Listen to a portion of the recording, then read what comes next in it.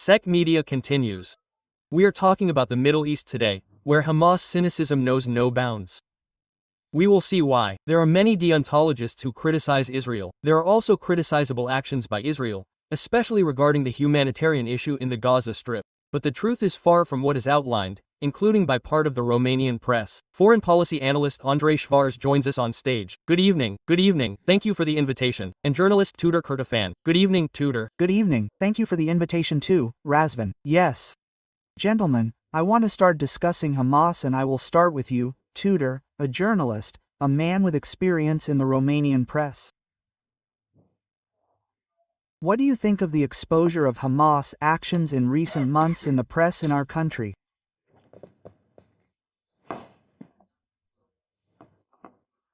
You often ended the show on the first or second hour talking about useful idiots, but I think that many times a lot of people fall into certain traps, including using terms that they somewhat misunderstand.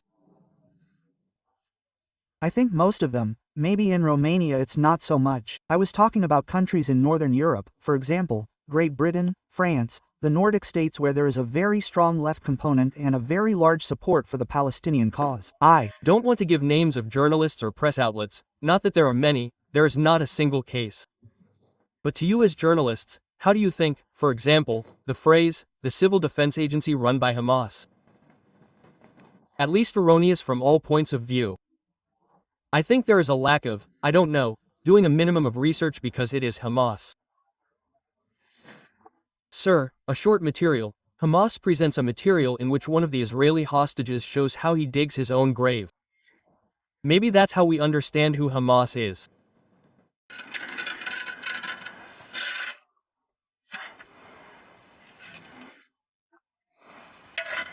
I am digging the grave that is immediately for me, because every day that passes my body is getting weaker, thinner and more sensitive. For me it seems that I am on the way to my death. I am digging a grave where I may lie down and die.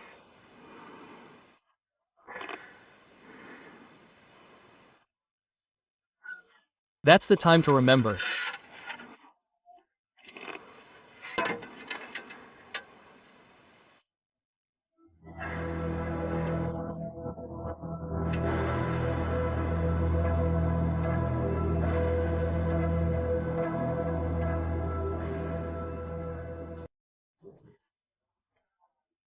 Yes, it is a video produced and released by the terrorist organization Hamas in the Gaza Strip, where it operates alongside other organizations such as the Palestinian Islamic Jihad.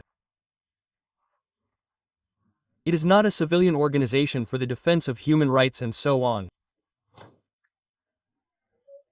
In the meantime, Hamas is presenting this video with one of the Israeli hostages captured in the terrorist attack of October 7, 2023, while TUDOR CURTIFAN putting pressure on Israeli Prime Minister Benjamin Netanyahu to force peace negotiations. What is Hamas's stake from your point of view? Why the terrorist organization Hamas released this video? Because the answer is in your question. Hamas is a terrorist organization. You mentioned very clearly the cynicism of Hamas. That's what I think is clear to everyone. Hamas is at stake. Obviously the survival of the Hamas terrorist organization from all points of view. I am following it at the moment in it. Is also a psychological war. Everything we see at the moment is definitely a psychological war. What Hamas is after is clearly that it is after survival. From all points of view, Israel has very clearly stated the two objectives: dismantling Hamas and releasing the hostages. Hamas today is using the hostages as the last card for the survival of its own organization. How will it happen, and if it will succeed in this, we will see. At the moment, Hamas is in a very difficult position both from a military perspective and from a political perspective. We have seen that the Arab states have also asked Hamas to lay down its arms and give up. From my point of view, the problems, and I think this is what you have too, after any war ends, but after the end of this conflict it will be very difficult to manage the post-conflict situation. And how will Israel manage an already very strongly radicalized society? Because yes, let's not forget that Hamas is already a generation that grew up there. Those who entered that October 7th, the Holocaust type attack, were a lot of children. I saw children who actually had body cameras that had entered there. So we are already talking about a radicalized society, and I think that will be a very difficult mission in the long term to manage. Not just a political issue, everyone talks about the political issue, but a social issue because the germs are there. It will be very difficult to manage from my point of view. Yes, it's a long-range bullet. There are so many things that will come into play. Yes, indeed. Andrei Schwartz, your point of view, Hamas's stake in transmitting this video. Yes, I absolutely agree with Mr. CURTIFAN. It's about survival, but it's not just about survival as a goal in itself. The goal remains the same, the destruction of the only Jewish state. We have 22 Arab states, and I repeat, 56 Islamic states, up to Malaysia and Indonesia, the largest Muslim country. And the goal is the destruction of the only Jewish state that contains somewhere around 7.5 million Jews, meaning a little more than half of the citizens, somewhere around 20% are Arabs, Israeli citizens. And that means the 7.5 million Jews in Israel constitute somewhere around 60% of the total number of Jews in the entire world. This is the goal of Hamas. As it is, we must clarify this as well. This must also be the ultimate goal of the Palestine Liberation Organization between 1948 and 1967, when the West Bank was ruled by Jordan and Gaza was ruled by Egypt. The purpose of the organization, founded in Moscow, the PLO, the Palestine Liberation Organization, was to destroy the Jewish state, as it was then, without Jerusalem, without the Cisjord, without Gaza. After 1967, the purpose was reformulated. These points were also developed in Moscow. Paispa talks about this if we are to speak of a Romanian historiographical source, and the purpose became the liberation of Palestine and the return to the borders of 6. What is the message in fact? It is about CEC media, and any person who wants to dig a little for the truth, not dig their own hole, must do this. The purpose was to deceive the population of the countries of the free world, from Europe, from the United States, from Canada, from Australia, and so on. It was not a message for the Arab world. That is why we have for Al Jazeera in Arabic. I think it is also broadcast in Romania, only Al Jazeera in English. Take a look at Al Jazeera in Arabic. If Al Jazeera in English has a consumer message for the Western population in which it is presented completely differently, including Qatar, the entire Islamic world, the entire Arab world, and Israel in the Arabic language, in the original Al Jazeera is the word for the Islamic State of Daesh, but for the Caliphate.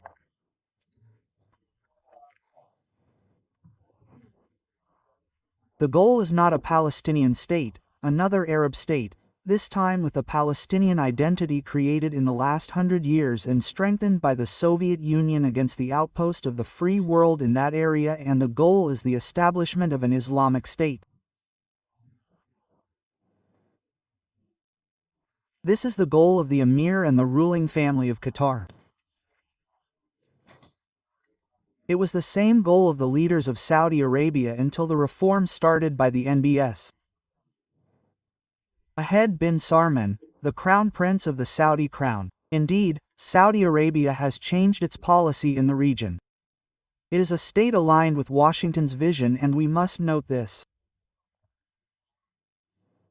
It would probably have already joined the Abraham Corps if it were not for the terrorist attack of October 7th. That is why it happened to stop this epical event. Very important to mention this. And it was also about, if you remember, a commercial, informational, and energy corridor that connected the European Union to India. India, yes.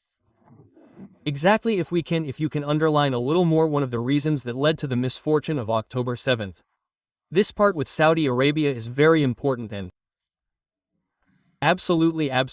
I pray that it is very important. I say it is very important that it still remains, sir, that it was organized. There are a lot of you who say, sir, that it was organized by the same idiots who say that September 11th was organized in the sense that it was directed by the Same idiots who talk about September 11th that they were imbeciles.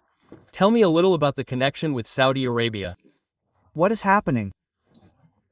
Conspiracy theories and conspiracy theories are not something produced in Romania. They are usually produced in Moscow or St. Petersburg, and even as I was saying now in the Islamic world, in Tehran, respectively very much in Doha, in Qatar. Regarding conspiracy theories in Romania, through conspiracy theories and because you had the show last week, because the truth about the revolution was not clarified.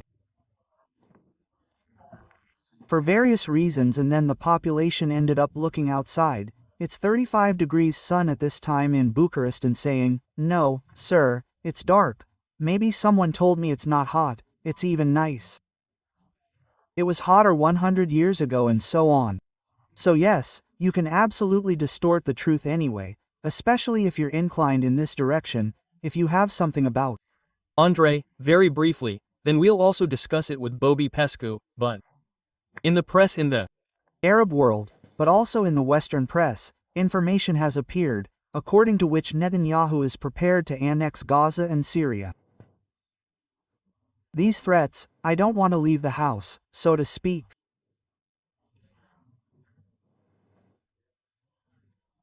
These threats are kind of the last attempt by Israel to put pressure on Hamas and Qatar and on Turkey, which supports this massive media campaign of disinformation against Israel.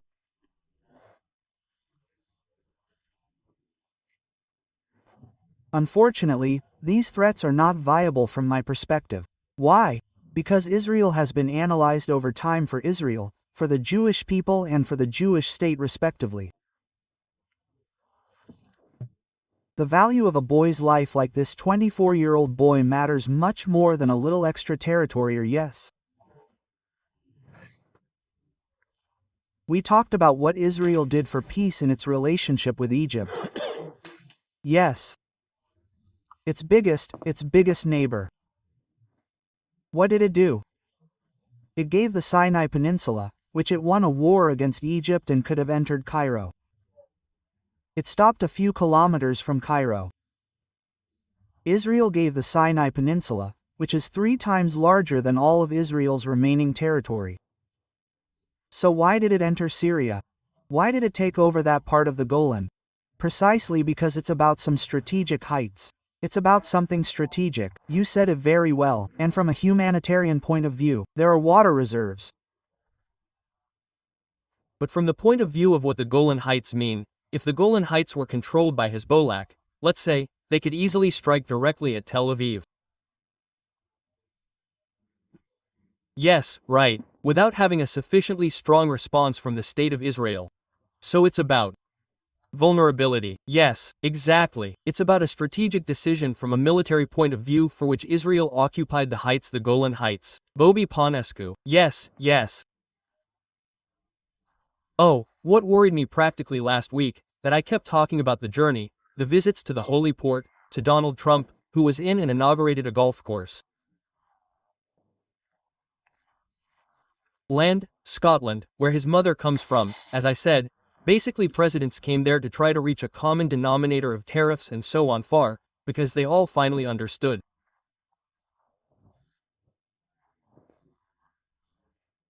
And please, Mr. Razvan, I would really like you to give me a positive vote, because I was pretty much the only one who said that the tariffs imposed by Donald Trump will bring a very big force to America.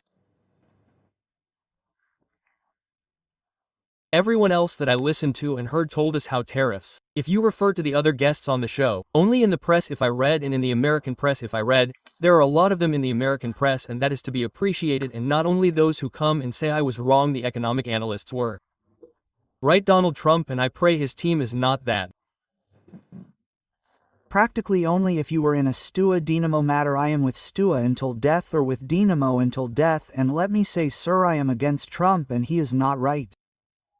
No, from an economic point of view, whoever went and did a school and practiced this matter at an international level, let's say, realize that you are practically forcing those who export to the country you're considering doing something, and it basically came to this. But what I wanted to say, it came to the situation where Ursula von der Leyen had to put down her pride. She had to, well, There were all kinds of videos of her wiping her shoes. No, it's not about that.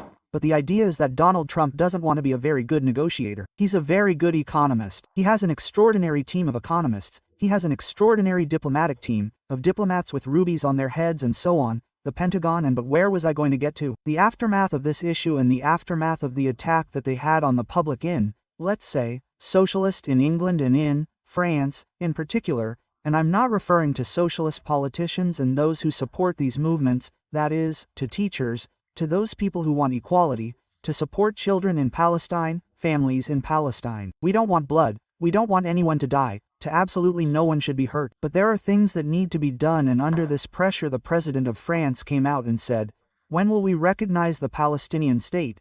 To cover up and give something to that public that was dissatisfied with the fact that Europe knelt before Donald Trump, something that Europe should have done from the beginning, without kneeling. Attention. There is something specific to Emmanuel Macron, and we must recognize this.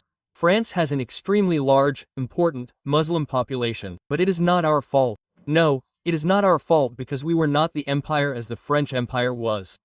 But those people are also voters. Bobby Pescu, those people are also voters, but not on these things. Allow me to disagree.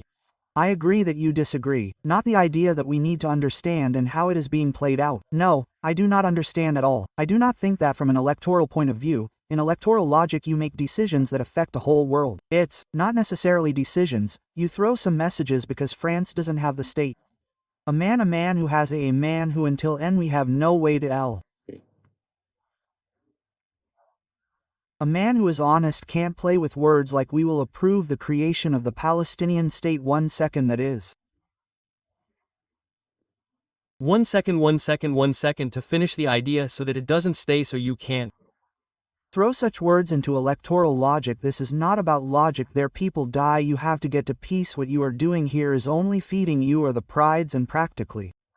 Yes, good perspective, agree with it, agree. So, but considering that this happened precisely from electoral logic, precisely the fact that people were dissatisfied with the fact that Europe had to kneel, but it was obliged, that if they didn't kneel in front of Donald Trump, they would lose even more. The same thing will happen in September in the visa from China, where it's not about kneeling or anything. I think that the wisdom of those in China will lead to a very good understanding with America, so that the activity can develop. To come back, the position of the British Prime Minister followed after that who, you are right, was obliged, considering that I don't know how many town halls in England are run by Islamists or Arabs. I have nothing against it. There are very many, the vast majority are people, not Islamists, Muslims. Muslims are people, sir, they are good people. There are people who want to do work, who build, who think English, who are French, but there are also people who are also dry people who see us badly. As is the case everywhere, there is no forest without a little bit. They want death. Wait a minute, they want your death. Your death, those who are radicalized. Not all Muslims are radicalized. Someone comes to visit. If I go, all Muslims are. No, I didn't say that. I didn't say, the great mass is not. But if I go to a country, if I were to live in Iran, let's say, suppose, yes, I come absurdly,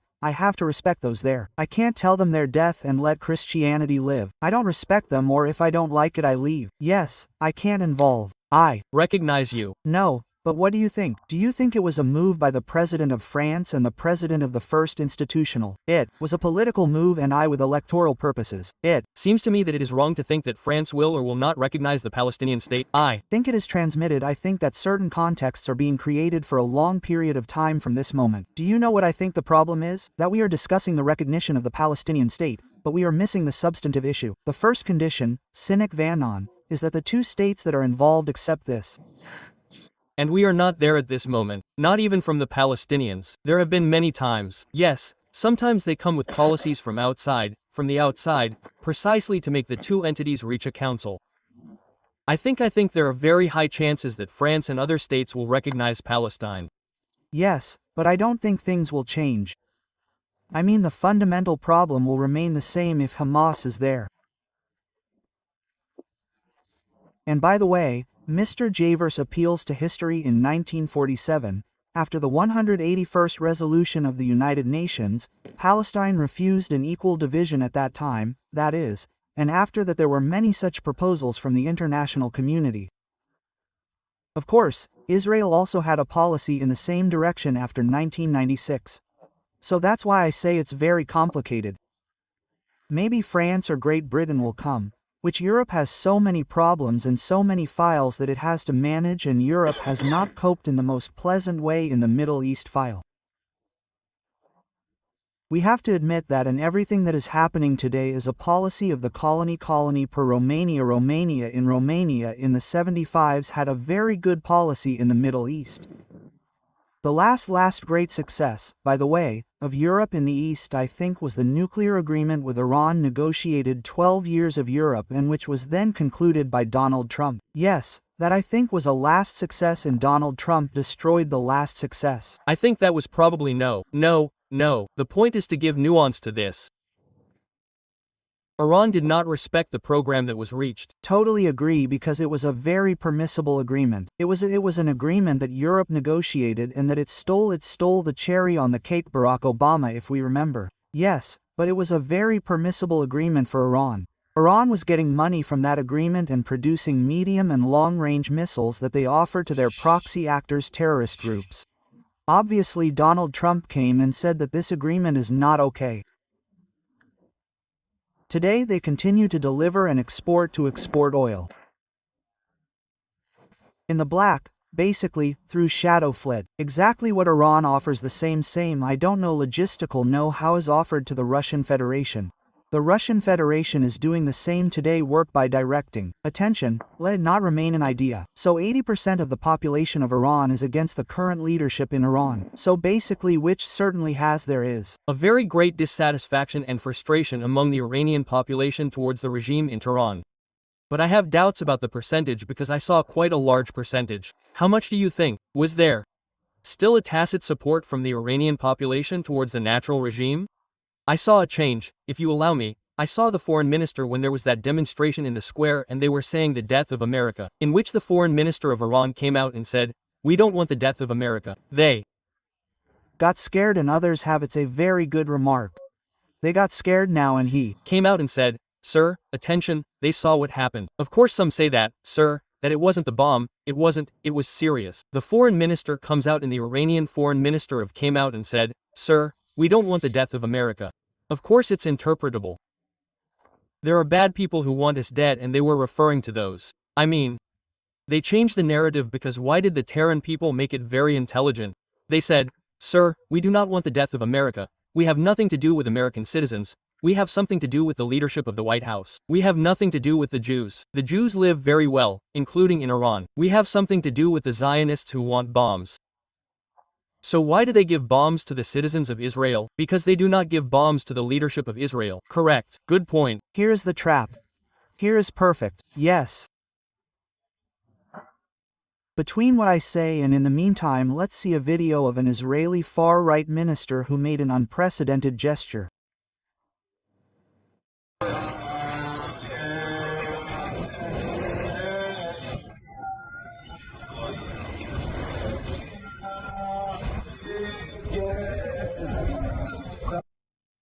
Itamar Ben-Gvir, Minister of National Security in the Netanyahu-led government, visited the Al-Aqsa complex at a solemn moment for Jews dedicated to commemorating the destruction of the Jewish temples. He said that he prayed there for Israel's victory over Hamas and for the release of Israeli prisoners in Gaza.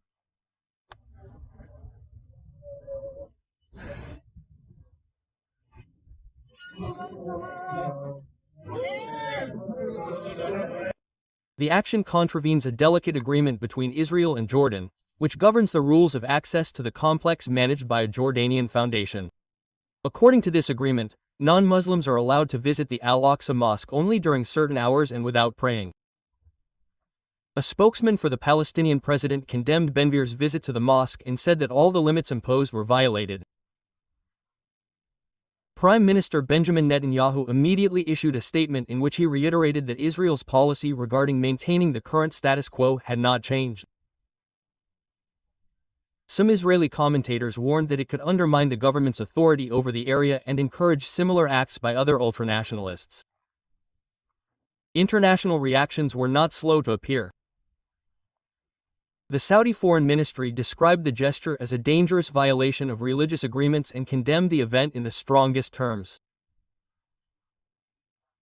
The Al-Aqsa Mosque in Old Jerusalem is the third holiest site in the Muslim world after Mecca and Medina. For the Jewish community, it is the most sacred place.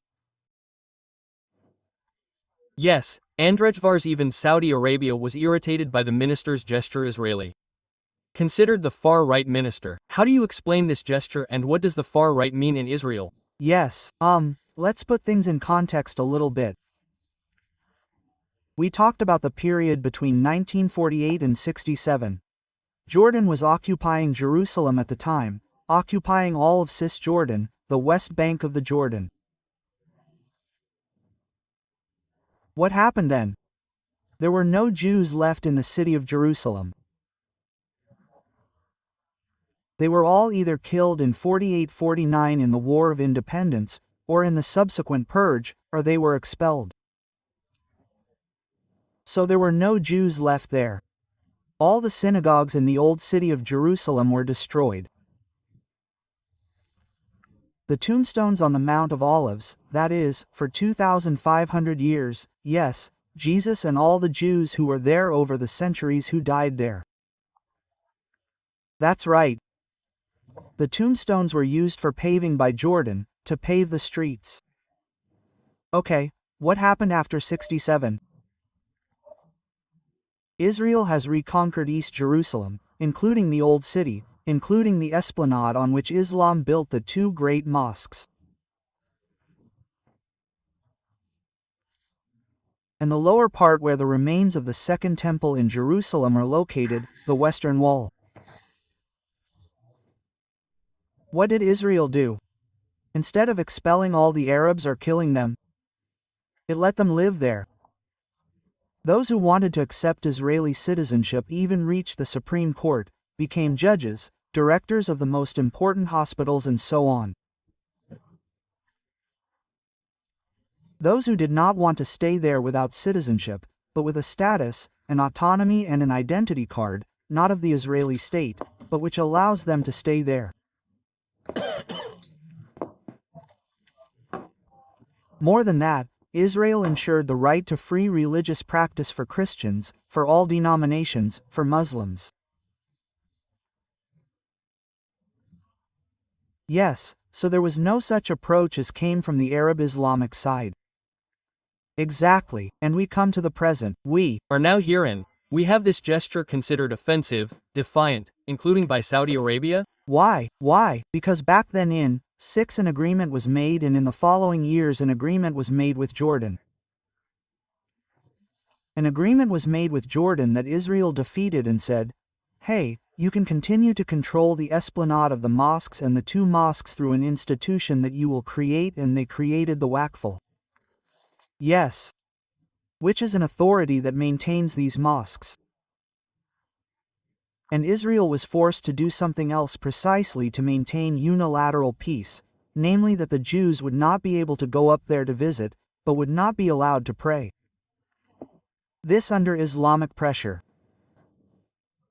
Which stayed in a similar situation where it practically reconquered the multi-million-dollar territory that belonged to that people. Would it have done this? What did Turkey do? Exactly what Turkey did. What has it done in recent years? Turkey during the period of Islamization. Hagia Sophia, yes, the former church was transformed from a museum, as it was in a status, into a mosque, precisely to reaffirm that there was no need for another mosque. Yes. Good, but still this gesture, the gesture of praying, is a political gesture on his part. This is exactly where I wanted to get to. It is a political gesture. It is a political populist gesture and so on. It has a certain percentage of the population, not very high. In their voters. In their voters, yes. It does not compare to the percentage in Romania of those who are categorized, even though there are many segments here too, and I would be cautious of the extreme right. I don't know if it is the extreme right necessarily, but it is much more radical in terms of solutions for the Israeli or Arab-Israeli and Islamic conflict. We are approaching the break. We have one more minute. TUDOR CURTIFAN. What does the extreme right mean in Israel? I think Mr. Jabarti explained the differences best, and I also think that the gesture in question is a political gesture, an electoral gesture. But ideologically, how do we classify someone as being far right in Israel? It's complicated about that. Now if we have our Eurocentric vision and see things from the perspective that we see, Now, if for example there are political formations that have a more radical vision regarding the resolution of the conflict, from a Eurocentric vision, at least certainly in Northern Europe they are classified as far-right parties.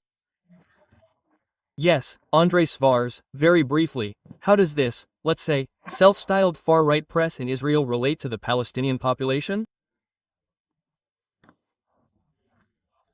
Well, for example, Avigdor Lieberman, who is no longer at the forefront of Israeli politics, but still has potential, he proposed about 20 years ago or maybe even more than that, he proposed the idea of population exchange somehow as a solution to the conflict. Very briefly, within the far right in Israel we find politicians who support the state Jewish only for Jews and outside with Muslims. Rather these, like Ben-Gvir and Smotrich, but I would say something else. If you go on the streets in Syria, respectively in Cairo, in Egypt, in Jordan and ask people without any kind of control from the authorities, do you want a Jewish state to exist? Israel 99% are staunchly no. On the other hand, if you ask the Jews in Israel, I think maybe 10% or I don't know what they would say. Well, it would be better if Egypt, Syria and I don't know. People say something else. Let them exist, but don't come upon us on a Sabbath morning or now. It is the exit from a black fast, after the destruction of the two temples 2,700 years ago, respectively 2,000 years ago, the last time by the Romans. Jewish temples in Jerusalem say, hey, we don't want to be attacked. Rape women, kidnap a question. Why doesn't Egypt accept refugees from Gaza? There are answers to this. Egypt, Jordan, and Gulf countries already have agreements to share the burden of Israel. The problem is with several states that support these terrorist movements in the Gaza Strip. Gentlemen, short commercial break. We are returning to CEC Media for the end of our show. We return to Czech Media, the last part of our show today. Let's close this topic because then I want to talk about Syria and what is happening in Turkey with the PKK. Bobby Pescu, there is a humanitarian crisis in the Gaza Strip. We have to admit it, right? Absolutely. We have to admit that it is a severe humanitarian crisis. I think we should admit that it is a crisis in Israel as well, considering that things started like that, yes, in October when they were besieged, and I don't understand why, if they weren't let go immediately, why that matter took place. But your question is very good. There is a humanitarian crisis and we see that a whole world, let's say those of the left, those, but not necessarily politicians, but those who go for equality, for human rights, for which, after that, as soon as those they support come to power, they become the biggest opponents, because you can't bring everyone to power and they are the most dissatisfied. We also see the elections in Romania. I saw how many supported the candidate Nicu Jordan, but too few positions for so many people. When they saw that they were not the biggest critics, but immediately after a week, too. But where can I come back to your question? You know that every child who suffers is a problem. We are not talking about crimes and so on, about children who die, about adults and so on, but it is statistically the 7th largest humanitarian crisis in the world. Yemen is in first place. I ask you now, why none of those who campaign at universities in France, where for example, I don't want to generalize, but the Sorbonne, the movement in the Sorbonne, they head the student association that campaigned in the 60s for freedoms and neo-Marxism and so on was Pol Pot. Pol Pot was the head of the Sorbonne movement. Yes. Who was the biggest murderer in Cambodia after that? Yes. But to come back to your question, it is the 7th biggest humanitarian crisis in the world. The children of Yemen, Sudan, Congo and so on, Yemen is in first place. Nobody is discussing them. If, in my opinion, to be credible, Sudan said, the idea is now I'll make a parenthesis because I agree with you, but here we like to brag when it's appropriate and it's a good thing. Yes. Do you know what the most recent analysis written about what's happening in Sudan in the Romanian press is? Written by me in G4 Media. I think a few weeks ago. Nobody is talking. Well this.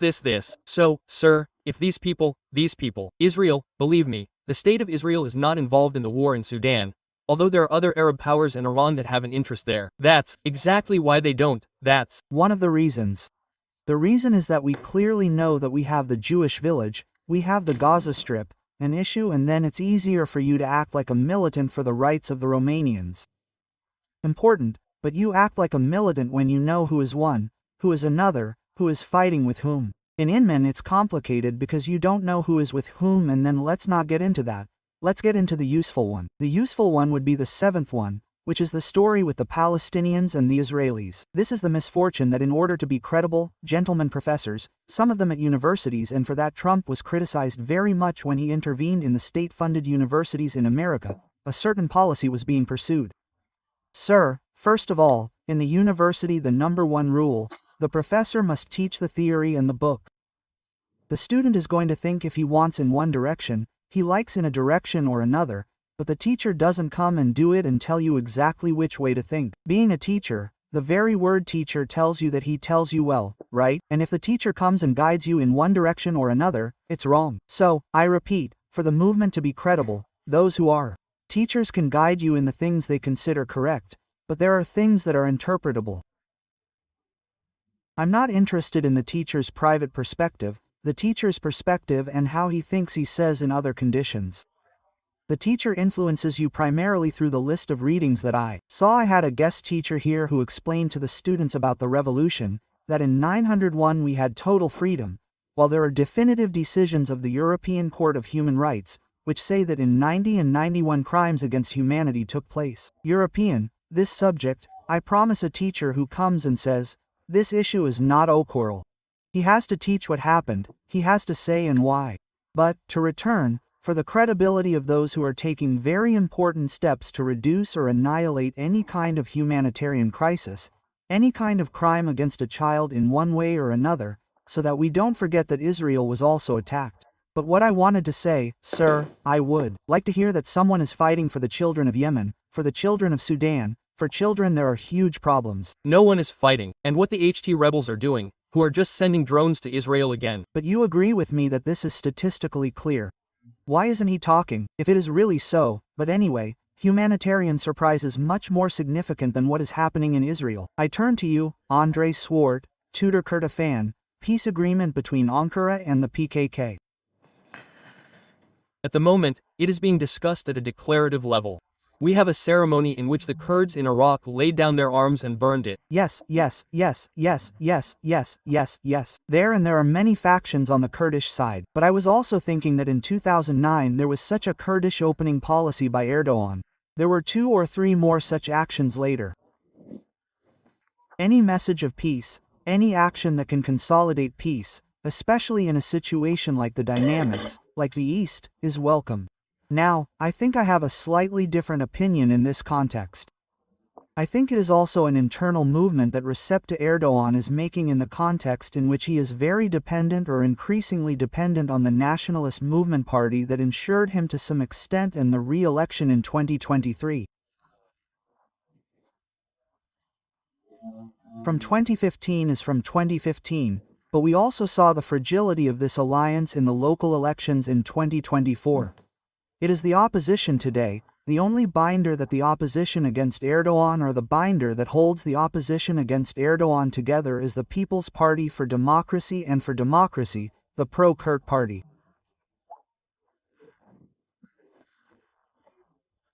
A direction from my point of view that Erdogan is sending internally and a channel for dialogue, and such action I think has an objective to destabilize the internal opposition in Turkey. That is from my point of view internally. Externally I agree. I am waiting to see concrete actions that do not. Yes, Andrei Schwartz, your point of view on the KKK Erdogan. A complicated situation, but if Erdogan succeeds in this, I think it will be the greatest political legacy he leaves behind. Let's say a political legacy. Anyway, it will be as soon as possible from my perspective, because Erdogan for Turkey, for Europe, for the Middle East has been a cancer in the last period of his political career. Oh, and I want to add that the 2013 Hezeze Park protests are the turning point in both foreign policy and the internal policy of Istanbul. It is not relevant for Turkey. Unfortunately, no is Turkey, just as Budapest is not Hungary, Bucharest is not Romania, and so on. Gezi Park, absolutely. 2015-2016, how did he, she, prepare that fake coup? There are many. It is very interesting, however, in the political game that Iran played in the region. Although initially he viewed the Turks, the Kurds in Iraq, the Kurds in northern Iraq as enemies, he finally managed to make a functional alliance between Ankara and Erbil, which determined the other leaders, including Kaka, to end up, at least today, in the negotiation process. Absolutely, absolutely. But he also put pressure. Let's not forget that the Turkish army is currently an occupation army in the Kurdish areas of Iraq and Syria. Few people say this, and yes, Israel helped destroy the hegemony of the al-Assad family in Syria by destroying Hezbollah. But let's not forget that this group led by al-Gilani actually belongs to Turkey. Hakan Fidan, who is also the man of Iran, the current foreign minister of Turkey, is also the one who put Hakan Fidan in. He is the man of Iran. In what sense? He is the man of Iran. There are many documents in this famous corruption case. Partly through that, his connections with the Iranian leadership, including the Revolutionary Guard, could be seen a little in society. I assume Fidan being the one who led the intelligence service. Yes. I assume this statement, but coming back, Syria is currently through that leadership. It is a success of Turkey, but also through the fact that Turkey has an occupation army in Syria, respectively in Iraq. Not all Kurdish groups are like that. As TUDOR CURTIFAN said, they are on board with yes, listen to him, they don't listen to him, they don't listen to him anymore since he was arrested, we know, and Romania's role in this regard. But let's say something else. We don't see him on Calia Victoriei here at the Pride Parade. We don't see him at the University of Bucharest or at Babes Boyer through the internetosphere. No, we see concern for Afridistan. Why? Speaking of which media, and we talk about hypocrisy, we talk about superficiality. Czech media is not hypocrisy. It is a counterexample, and it is just the one. What are we doing? Why is the world not concerned? The Kurdish population in Turkey, in Syria, in Iraq, in Iran has somewhere around 40–45 million souls. It is a population that is separated in identity, ethnicity, religion, partially from the Arab one. Why? Because the majority are united. I said partial also in terms of, and there are massacres against italics from the regime. Now we saw in al-Suaida what happened to the Druze, which Druze are only about 2 million in the whole world, and again it is about a specific identity, a religious minority, and nobody. We have reached Syria. Do you think there is a plan at the moment? It existed somewhere in the 60s, but do you think it is being discussed now in the big international chancelleries, not just Europeans? The scenario of the division of Syria? The scenario of the division of Syria is not discussed in the Western European chancelleries. Centralization under the leadership of Damascus is desired. Pressure is being put by Erdogan in this regard, including Donald Trump. And everyone is on board. Yes, he has used it before. He agrees to support, but still this despite the massacres against the Oz, a minority like that, of the Christians and the Druze and the Kurds by the Sunni Arabs who are the majority. But again the Syria of 1920 created by Sykes-Picot by the agreement far away that the entire East are borders that do not take into account any kind of historical reality. Ethnic, cultural, religious identity and so on. Absolutely, and in which 90% of the Arabs in the Middle Eastern world are Sunni, only 10% to 13% are Shiites and so on. If you allow, very briefly, please. There is a solution to all this, well-being. As long as there are particularly rich Arab countries, bravo to them, they managed to put it into practice and develop Saudi Arabia as an example for this. I mean, with the new leadership, Saudi Arabia has managed to make some incredible hills. The wisdom and the way it approached President Trump's visa can be seen. They send him on horses, on horseback, and with all this story, telling him that he is the king of the world and so on. It is a matter of wisdom after all, because the leadership of Saudi Arabia makes some deals, makes some hills. Now we are not talking about new technologies, we are talking about which will transform it in the next 5, maximum 8 years into one of the main 10 forces of the world. But the idea is that from many points of view, but where did I want to get to? As long as there is poverty, there can be born factions and extremist movements that are criminal and so on. And we also have the example of Central America and South America where countries like Guatemala, as long as there was poverty, there were all kinds of dangerous, extremely dangerous times. That's all, gentlemen, 1 second, it's very important to say. I have some breaking news, listen to me. 8 OPEC Plus member states will increase oil production at the request of Donald Trump. Well, this is exactly here to emphasize what I was saying. So increasing the standard of living in these countries is the only way. It was ridiculed. Of course it sounded so pompous that, sir, let's turn Gaza into a river. Into a Riviera and so on. 1 second, there. Was a question mark there because how did you turn Gaza into a Riviera with the Palestinians who now live in Gaza or without the Palestinians who live in Pales? With the Palestinians. And the question is, what do you want better? To be a superb thing and to live the world better, or to be a poverty thing and to fight on? Bobby Pasque's say is totally true. Here we have arrived at this in the post. Mr. Păunescu, without contradicting ourselves, well-being will overcome hatred in any situation, and your wisdom grows from the show. To say that at a mutual level, including your understanding for the invitation, let alone talking. Yes, no, we have a lot of jokes. We know each other, he knows us. I would say one is not enough. The standard of living is absolutely necessary, but something else is necessary. We need a denazification, just like what happened in Germany after the war of the curriculum. That happened in Saudi Arabia.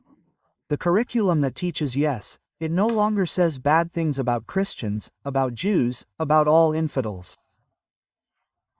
I think the state of Israel should have made an effort to take young people, including Jews or Palestinians, to that school. But it's easier for the EV because they're much more educated. There are schools in Israel that it should have been a national policy. Very briefly.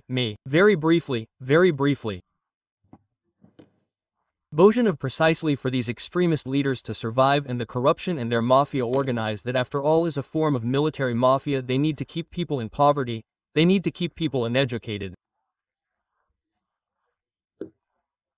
The latest things we see in North Korea. We see the fact that OPEC Plus will continue to increase oil production is a blow to Vladimir Putin, who was certainly relying on the budget of the Russian Federation, its oil sales. Increasing production of a barrel of oil, including the price of oil that Russia sells anyway at a pressure to China, is a big blow. It will be increasingly lower, will be increasingly difficult. I think it will affect in the long term if the situation continues and moss the Russian war machine. I hope that, I don't know. Donald Trump's ultimatum is starting to take shape. We'll see what happens. Speaking of Saudi Arabia, and to end on a positive note, we all agree that welfare is an essential component for democracy. I agree with Mr. Păunescu, and I think that Saudi Arabia really has the potential to become such an example.